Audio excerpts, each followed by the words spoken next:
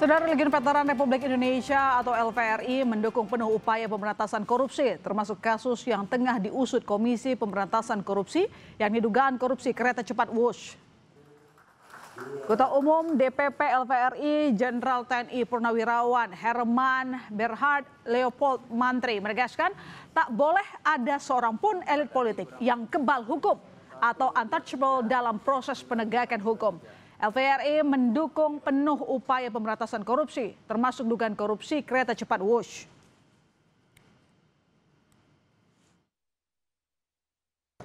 Kenapa? Ini menyeluruh sudah.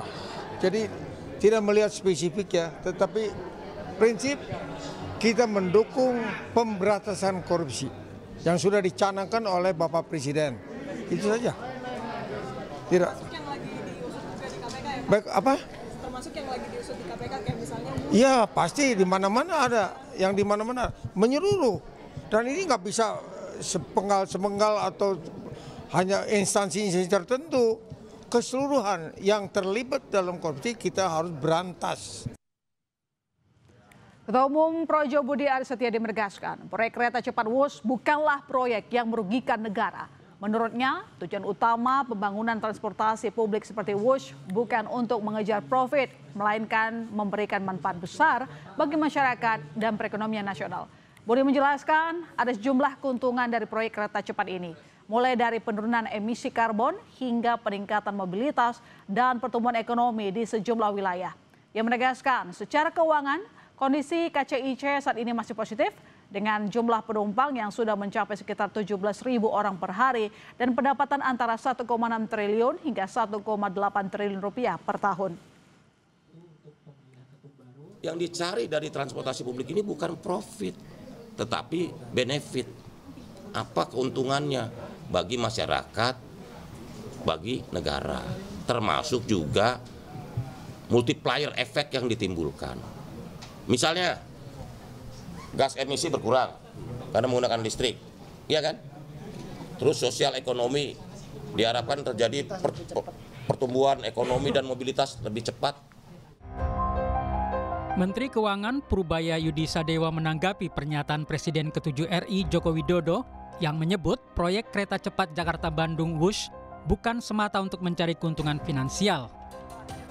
Menurutnya, pernyataan tersebut ada benarnya, meski manfaat pengembangan kawasan belum sepenuhnya terasa. Ada betulnya juga sedikit, karena kan Wush itu sebetulnya ada misi regional development juga kan. Tapi yang regionalnya belum dikembangkan, mungkin di mana ada pemberhentian di sekitar jalur Wush supaya ekonomi di sekitar itu tumbuh. Itu yang mesti dikembangkan ke depan. Jadi nggak ada betulnya lah. Sebelumnya, Presiden ke-7 RI Joko Widodo menegaskan pembangunan Wush sejak awal tidak ditujukan untuk mencari laba, melainkan sebagai investasi sosial jangka panjang. Jokowi menjelaskan proyek kereta cepat lahir dari upaya pemerintah mengatasi kemacetan parah di kawasan Jabodetabek dan Bandung yang sudah berlangsung puluhan tahun. Transportasi massal, transportasi umum itu tidak diukur dari laba, tetapi adalah diukur dari keuntungan sosial, social return on investment. Apa itu? Misalnya pengurangan emisi karbon,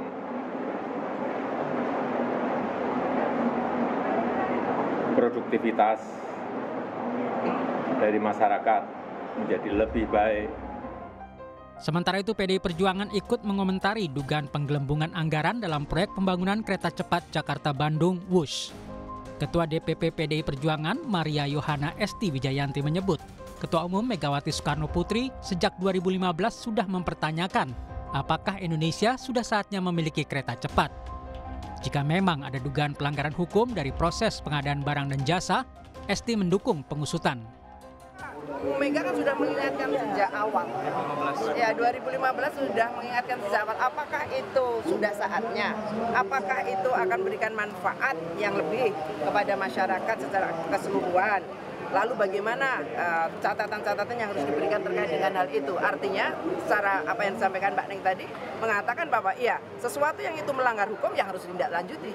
Sesuatu yang memang itu terbukti ada korupsi di situ, ya memang harus ada penindakan dari aparat penegak hukum. Kasus ini harus segera diungkap secara profesional dan independen, sehingga bisa mengembalikan kepercayaan publik terhadap upaya pemberantasan korupsi di sektor infrastruktur. Tim Liputan Kompas TV. Dugaan korupsi di proyek kereta cepat WUS menjadi pembicaraan publik. Nama Presiden ke-7 Joko Widodo disebut-sebut dalam kasus ini. Apakah proyek WUS ini dugaan korupsi atau justru kasus politik? Kami akan membahasnya Ketua Umum DPP Projo Budi Aris Setiadi dan peneliti Pukat UGM Zainur Rohman. Selamat sore Pak Budi, selamat sore Pak Zainur. Selamat sore, salam sehat. Salam sehat, terima kasih telah bergabung di Kompas Petang. Saya langsung ke Pak Budi Ari dulu. Pak Budi, proyek WUS mendapat banyak sorotan, ada yang menilai ini sudah salah sejak awal, bahkan ada dugaan korupsi dengan membengkaknya utang dari proyek ini. Apakah menurut Anda proyek WUS kereta cepat gagal? Kita harus, jangan pertanyaannya kok simplistis banget. Proyek WUS itu gagal itu sangat simplistis, pertanyaannya dangkal, Mbak. Jadi menurut Anda kenapa? Jadi menurut Pak Budi kenapa sekarang banyak yang mengkritik WUS? Oke, itu pertanyaan saya. Itu wartawan wawancara Kompas, sosial, jangan pertanyaannya simpel sekali, gitu loh. Pertama kita lihat kebijakannya. Kebijakan kereta WUS ini untuk melompati peradaban. Untuk menuju negara maju, maka kita perlu transportasi publik yang bisa efisien, cepat, dan juga ramah lingkungan. Kedua, di level programnya kereta cepat, baru di level teknisnya. Makanya kita pilah-pilah dulu. Jangan langsung gagal, enggak. Kita lihat dari sisi apa dulu. Kalau gagal itu proyek bukan proyek bangkrak, itu barang udah jadi. Gitu loh.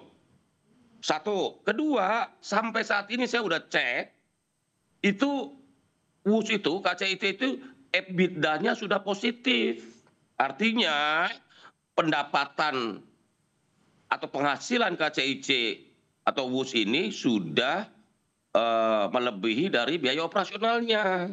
Jadi secara bisnis dia sudah menghasilkan selisih atau keuntungan.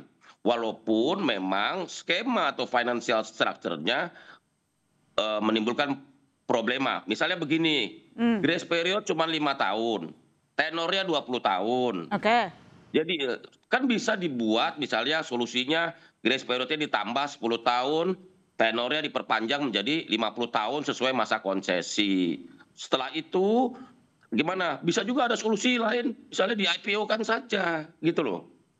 Jangan melihat sesuatu, ini barangnya jadi loh. Karena saya punya pengalaman jadi Menkominfo di perintah Pak Jokowi sebagai presiden waktu itu untuk mengeksekusi program BTS yang waktu itu mangkrak. Karena Pak Presiden nggak mau barangnya mangkrak gitu loh. Dan saya menyelesaikan 6.500 BTS Kominfo itu tanpa tambahan anggaran sedikit pun. Jadi kita harus lihatnya pilah dulu. Ini di level kebijakannya, di level problemnya, di level programnya, atau di level teknikal. Dari sisi kebijakan. Pelaksanaannya seperti apa, dibandingin seperti apa, gitu loh. Tapi kalau dari sisi kebijakan Pak Budi, kan kita lihat misalnya Pak Mahfud juga meminta harusnya ada pemeriksaan, lalu kemudian mempertanyakan, tadinya kan ini proyek ada proposal dari Jepang ke China, itu pertanyaan satu. Yang kedua, cost overrun 1,2 miliar US dollar. Artinya apakah menurut Anda memang ini masalahnya di kebijakan atau teknis Pak Budi? Begini, kalau saya kan juga tadi ditanya sama media, bagaimana kalau ada masalah hukum? Makanya saya pilah-pilah dulu kebijakan, programnya, teknikal, atau teknikal itu kan bisa aspek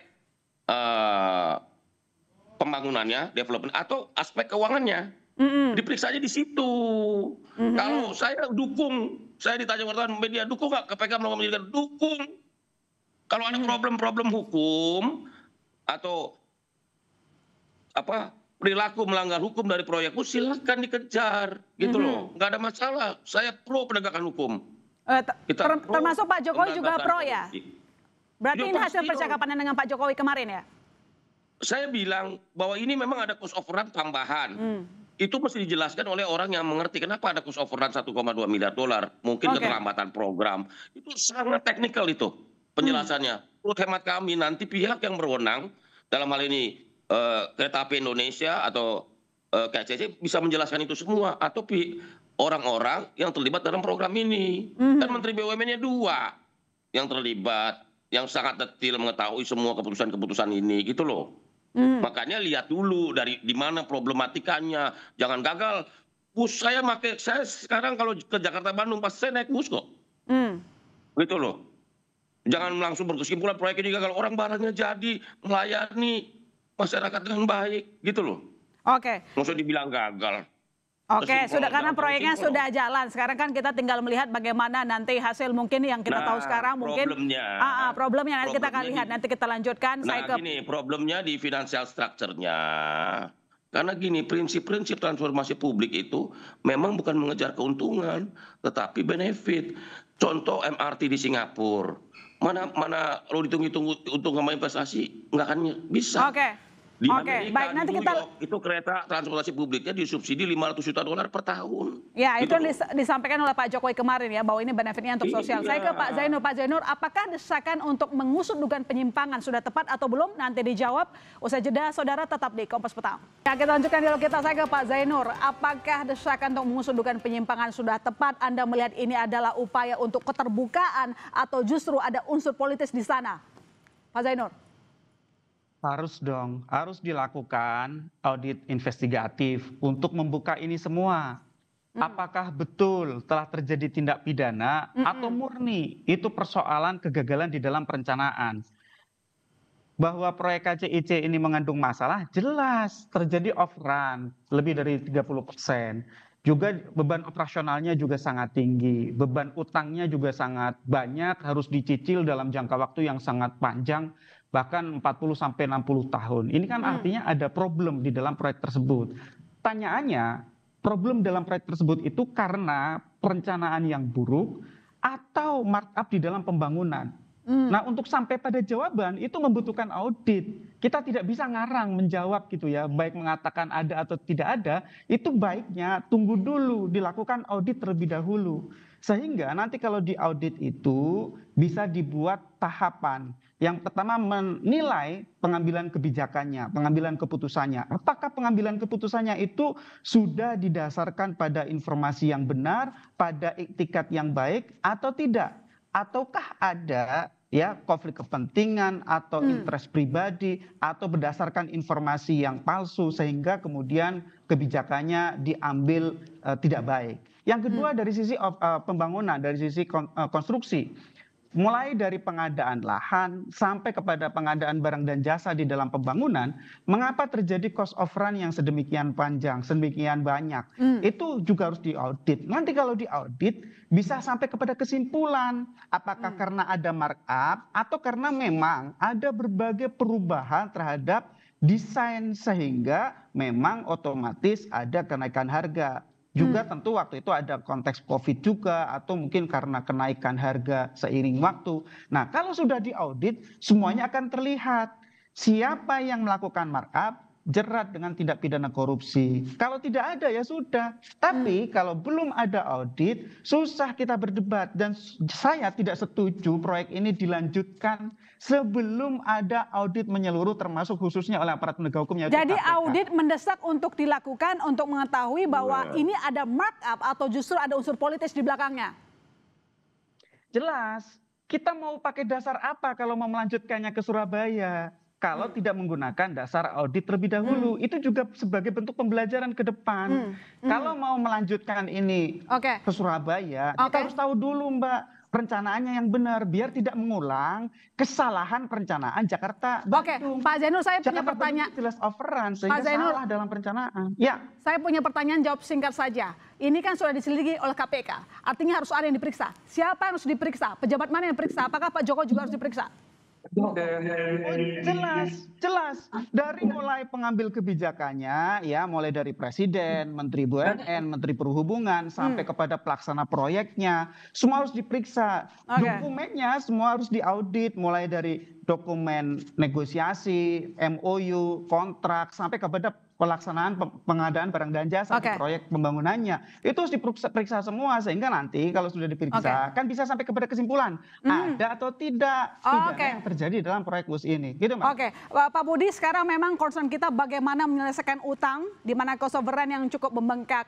APBN juga tampaknya tidak bisa dan antara belum memberikan penegasan mau bayar atau tidak melalui dividen. Nah, tadi disampaikan bahwa harus ada penyelidikan dulu, audit menyeluruh dulu, kemudian pemanggilan para pejabat yang terlibat dalam proyek ini termasuk Pak Jokowi. Kemarin berbicara dengan Pak Jokowi, apakah Pak Jokowi akan mendukung proses hukum ini?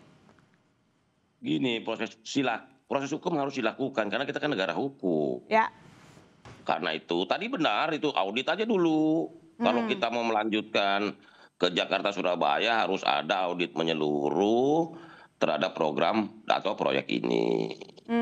Gitu loh. Karena saya melihat sesuatu itu lihat dari kebijakannya atau programnya, ini kredibilitas program bahwa kita perlu transportasi publik. Iya, bahwa di level teknis banyak problematika silakan aja, apalagi kalau ada konsekuensi hukum silakan aja di proses secara hukum. Kita negara hukum, saya dukung itu kok. Kalau tidak tanya proses hukum silakan aja. Cuman tetap harus praduga tak bersalah. Pihak-pihak sebagai penyelenggara proyek kereta cepat Jakarta Bandung ini kan bisa ditanya satu-satu gitu loh. Manakala mereka ada hal-hal yang bertentangan dengan hukum, ya diproses saja secara hukum begitu. Kita ini mendukung transparansi, mendukung pemerintahan yang bersih. Tetapi juga jangan semena-mena atau serta-merta dengan gampangnya ini gagal, enggak. Nanti setelah Pak Prabowo nggak jadi presiden, nanti diumpak-umpak lagi soal MBG, soal koperasi Desa Merah Putih, soal perumahan rakyat, program-program ini kebijakan pemerintah ini problematikanya gimana? Di level pelaksanaan apa di level kebijakan? Kalau kebijakan kan nggak bisa, itu pilihan politik kok. Gitu loh.